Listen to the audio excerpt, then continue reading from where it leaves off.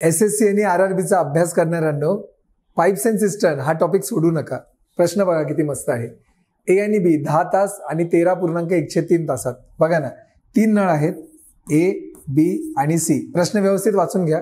ए 10 तासात भरतो, बी जो आहे 13.1/3 म्हणजे 13×39 आणि 1 40 तासामध्ये भरतो, आणि सी जो नळ आहे तो टाकी रिकामी करणार आहे.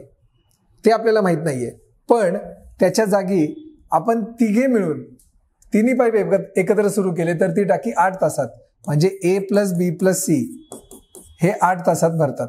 आता जर मी तिघांचा लसावी काढला, ही मेथड तुम्हाला माहिती आहे, आपल्या चॅनलवर आहे, पाहून घ्या.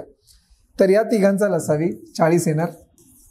ठीक आहे. आता 40/10 म्हणजे 4 पार्ट भाग ए हा नळ भरतो 1 तासात.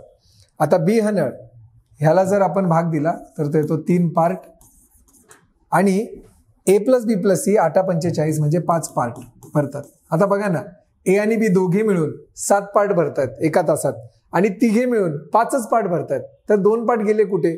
तर सी हा नळ टाकी रिकामी करतोय. मग मला सांगा, याच्यावरून सी हा नळ 2 पार्ट्स रिकामी करणार की नाही टाकी 1 तासामध्ये? आता पूर्ण टाकी 40, असं समजा 40 लिटरची आहे. तुम्हाला विचारलंय 25%च भाग रिकामा करायचा आहे. मला सांगा, 40 चे 25% किती येतात?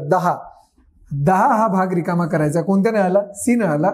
आणि तो 1 तासात 2 पार्ट रिकामी करतोय. तर किती तासात रिकामी होईल टाकी?